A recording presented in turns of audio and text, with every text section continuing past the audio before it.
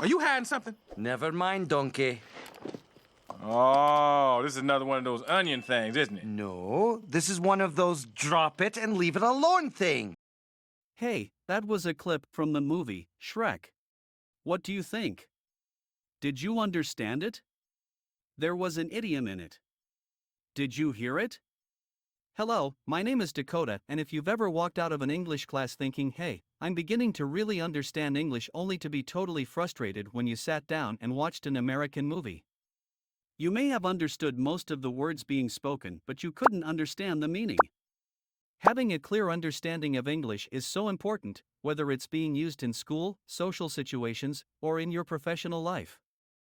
English has become the common world language, and regardless of why you're trying to learn it, it is essential that you understand the true meaning of what is being said. To do so, you must understand idioms and phrasal verbs. This is why I'm making these videos. I want to help you learn about idioms and phrasal verbs, but more importantly, I want to do it in a fun and enjoyable way. Learning a new language can be so boring. I'm hoping that by using movies and TV shows, you'll be able to enjoy the learning process more. There will be 7 idioms or phrasal verbs examined in each of these videos, and there will be an initial series of videos analyzing about 100 idioms and phrasal verbs. The number of these phrases will quickly ramp up to more than 1,000 idioms and phrasal verbs as more videos are uploaded. These videos would be great for teachers as well. So sit back and relax, and let's learn about idioms and phrasal verbs.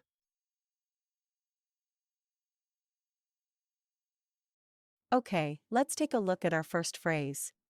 The name of this phrase is, more your speed.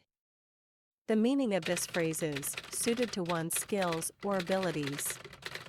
An example of this phrase is, hey Henry, stop riding motorcycles. I think that riding small bicycles is more your speed. Another way to say this is, hey Henry, riding motorcycles is too difficult for you. I think small bicycles is more suited to your skill level. And just to summarize, more your speed is used when matching something to someone's skill level or character.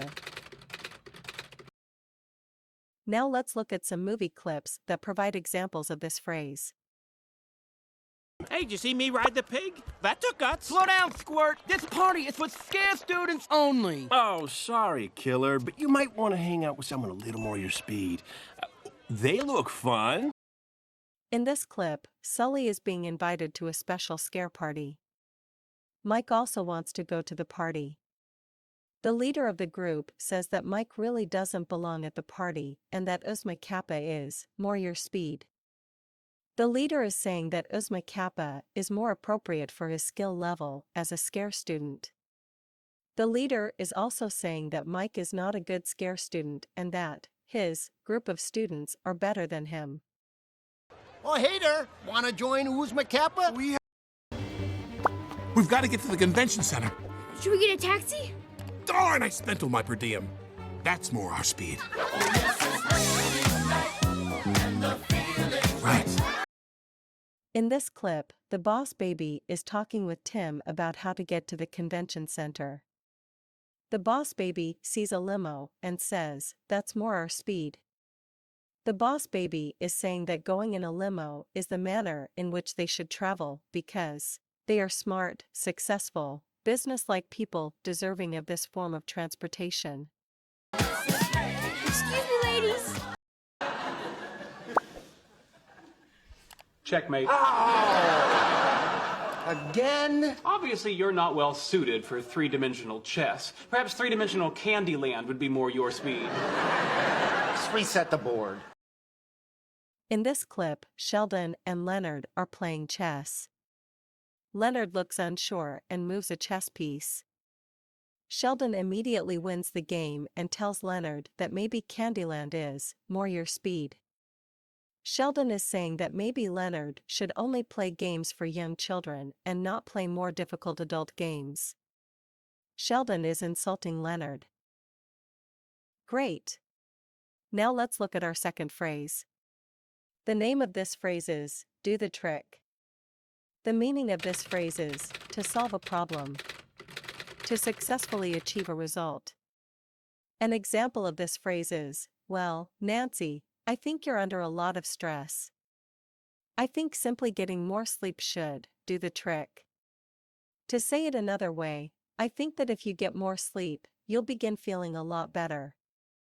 And to summarize, do the trick means a way to fix something or successfully do something. Now let's look at some movie clips that provide examples of this phrase.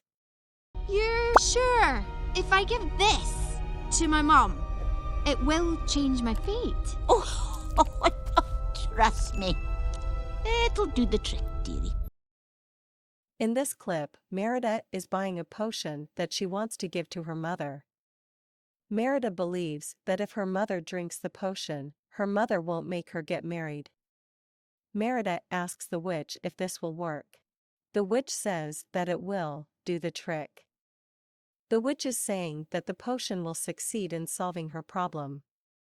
It will work well. Dearie. Expect delivery of your purchase within a... I believe you will recover shortly. That's good news. Allow me, Doctor. I'll take care of everything. Twice daily should do the trick. In this clip, Rowena has given the king a potion that has made him sick. A doctor comes to help the king. The doctor gives some of his medicine to the king and says that it should do the trick. The doctor is saying that if the king takes the medicine, it will solve the problem that he is having with his health. The doctor does not know that Rowena is poisoning the king. Your Highness. Tomorrow? How are you gonna sleep? I don't know. What, do you want some Xanax? I don't think that's for sleeping. Yeah. No, I think I'll just have a glass of warm milk. That'll do the trick. In this clip, Ryan is attending a dinner the night before his little sister's wedding. Julie's friend asks if she wants some Xanax to help her sleep. Julie says no, that she'll drink some warm milk instead. Julie says the milk should do the trick. She means that the milk should solve her problem with sleeping. Fantastic. Let's continue on with our third phrase. The name of this phrase is, eye for an eye. The meaning of this phrase is, a person who treats somebody else badly should be treated in the same way. An example of this phrase is, I know that my neighbor killed my dog. Well, has he ever heard of an eye for an eye? I am angry.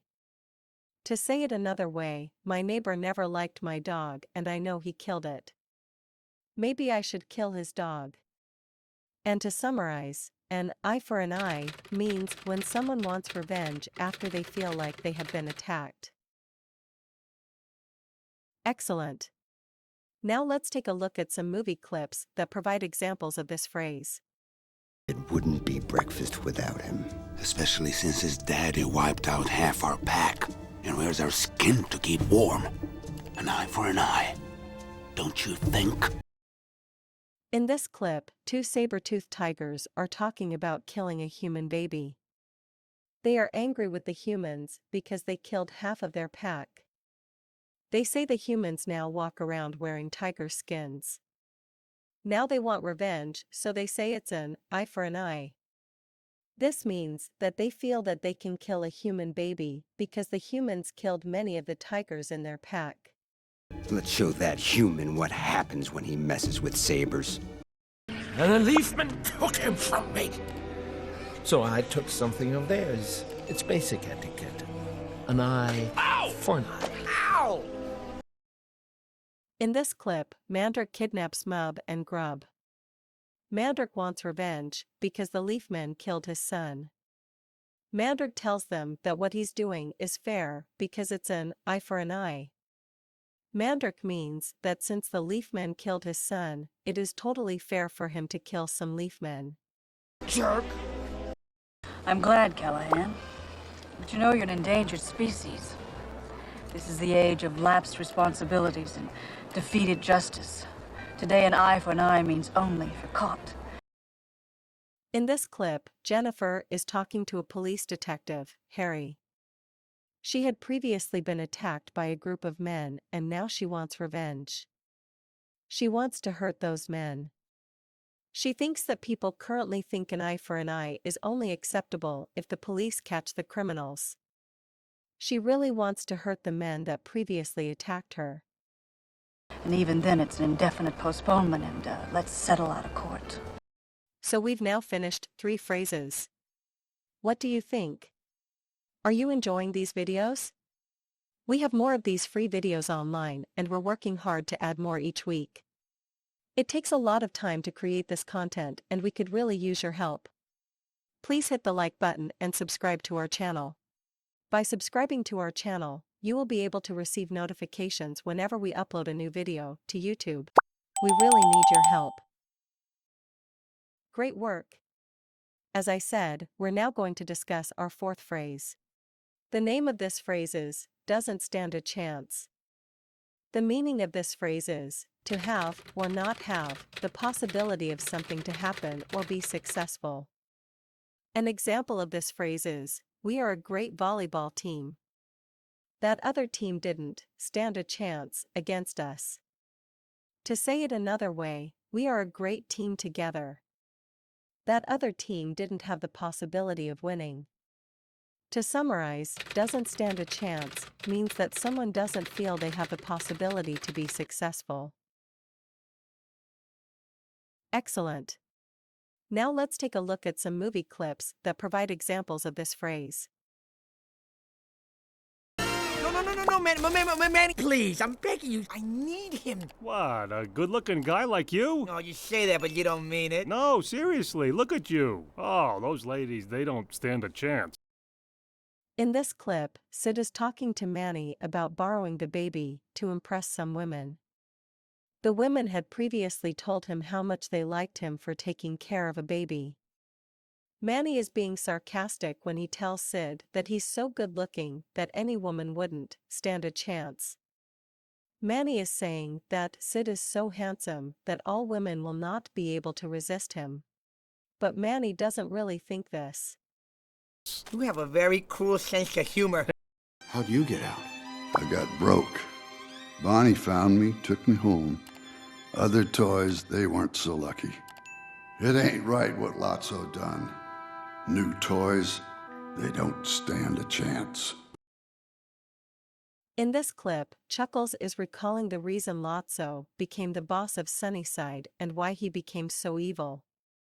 Chuckles says that new toys at Sunnyside don't stand a chance. Chuckles is saying that new toys will not have the opportunity to be treated fairly because of Lotso. Look, this is stupid. I thought you were gonna teach me how to fight like you. I don't stand a chance. In this clip, Pi is talking with Narissa about how he can defeat a shark named Troy.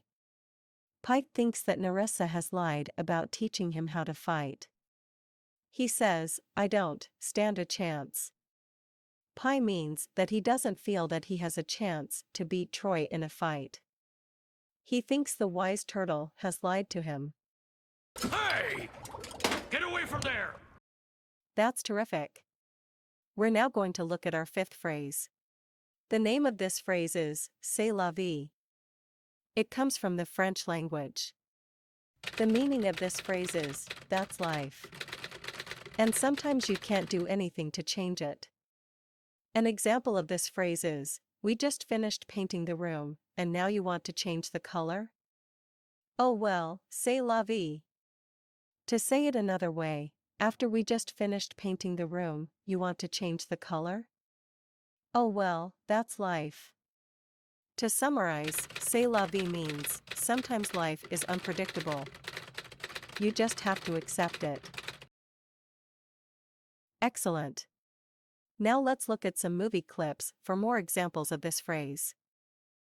Well, if that's all you desire, then be on your way. I was going to offer you something worth 1,000 crowns. Would have made you rich beyond belief, and that wasn't even the best part. Oh, well, c'est la vie.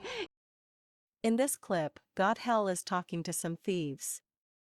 She has just given them the crown that they wanted. But then she tells them they are stupid for only wanting 1 crown. she says, c'est la vie. This means she is saying, oh well, that's life. If you're not smart enough to see this wonderful opportunity, that's unfortunate for you. Enjoy your crown. Well, if you looked at me with those flashing eyes before I was involved. C'est la vie. In this clip, Wilson is talking to Dr. House about a relationship Wilson had with a woman. Wilson tries to explain his thoughts to House, but his words only make House angry, and he glares at Wilson. Wilson says that if he had seen Dr. House's glaring look before his relationship with the woman, well, c'est la vie.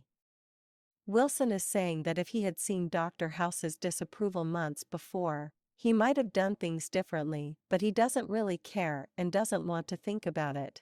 And I use the French because you're an ass. Soak it in, cause it's the last you'll ever see. C'est la vie, mon ami, I'm so shiny.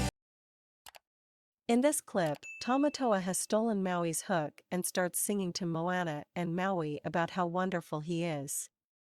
He can see that Maui is not strong now and sings that Moana will never see him again. Then he says, c'est la vie. He is saying that in life, things like this happen and it's nothing to worry about. Now I eat you, so prepare your final plea. You're doing great. Let's look at our sixth phrase. The name of this phrase is, drop it. The meaning of this phrase is, to stop talking about something. An example of this phrase is, honey, I just said that I didn't like that TV show. That's all. Why are you so angry? Can we just drop it? To say it another way, there's no reason to be so angry about a TV show. Can we just stop talking about it? To summarize, drop it means to not want to continue talking about something. Great. Now let's look at some movie clips for examples of this phrase. Are you hiding something? Never mind, donkey. Oh, this is another one of those onion things, isn't it? No, this is one of those drop it and leave it alone thing. In this clip, Shrek is telling Donkey that he doesn't want to talk about what is happening to him. Donkey wants to know what Shrek is hiding, but Shrek tells him to drop it. Shrek is telling Donkey to stop asking questions about this because he doesn't want to talk about it. Why don't you want to talk about it? Why do you want to talk about it? Stop. I'll stop if you just explain it to me because I don't... Would you please just drop it? All right, fine. Consider it dropped. It's dropped. It's on the ground. Good. This is the opening scene of the movie, and Wolf wants to know why Snake doesn't want to celebrate his birthday. Snake doesn't like birthdays and tells Wolf to drop it. Snake is telling Wolf to stop asking him why he doesn't like birthdays because he doesn't want to talk about it. But I mean, come on, everybody loves birthdays. You got decorations, you got balloons, you got parties. Yes, it did, and I'm telling you, you're wrong. How'd you two meet? Did you mark her, or was it the other way around? Did she get you to do her any favors? Nathan, you're out of line. Drop it. It's under control. In this clip, Nathan suspects that Bishop's new girlfriend might be a spy. Nathan asks questions about how they met. Bishop becomes annoyed and tells Nathan to drop it. Bishop is telling Nathan that he is not being fair and that he should stop asking questions about his new girlfriend. I said I'll drop the lawsuit, so let's just drop the whole thing. Sugar, lemon, or both? Both, Mrs. Mulray. Yes, Mr. I don't Peters? want to drop it. In this clip, Mrs. Mulray tells Jake that she now wants to stop the lawsuit. She wants to stop the entire investigation. Jake quickly tells Mrs. Mulray that he doesn't want to drop it. Jake is telling Mrs. Mulray that he will not stop his investigation about her husband and wants to talk with him. I better talk to your husband about this. Okay, we've come to our last phrase. The name of this phrase is, eat your heart out. The meaning of this phrase is to feel overwhelming sorry, envy, or jealousy. An example of this phrase is, wow. My online company is really taking off. To all those people that doubted me. Eat your heart out. To say it another way. Many people told me that I couldn't succeed working online. They were wrong, and I hope they feel envious of me. To summarize, eat your heart out means to want attention for something you have done, and possibly create envy of it. Fantastic! Now let's look at some movie clips for more examples of this phrase. Hey,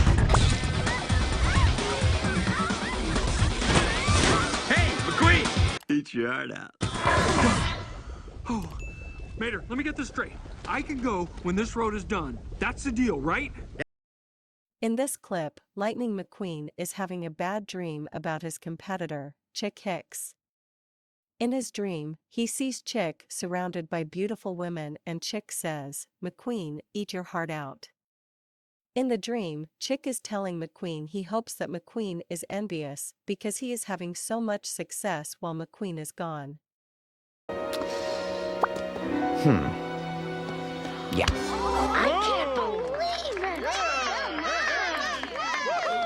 I'm a work of art. Last supper, eat your heart out. In this clip, one of Marge's paintings has won first prize. It's a painting of Homer in his underwear, sitting on the sofa. Homer is very happy. He says, "Last supper, eat your heart out." Homer is referring to Leonardo da Vinci's very famous painting, The Last Supper. He is saying Da Vinci and the art experts should be envious of Marge's painting of himself, because it's so good.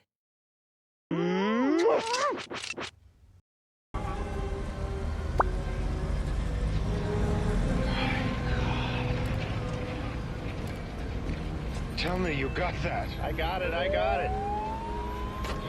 Hit your heart out, Channel 5.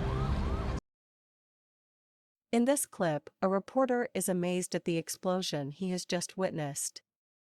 He knows that it's an amazing story. He asks his cameraman if he captured the explosion with his camera.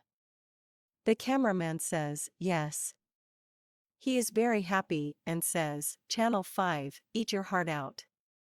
He's saying that he hopes his competitor, Channel 5, is envious of the story and video clip that everyone will be watching on his channel. We've had an update on the terrorist takeover of the Nakatomi buildings. Congratulations, you've completed the video. I hope that you will now understand these phrases when you hear them in the future.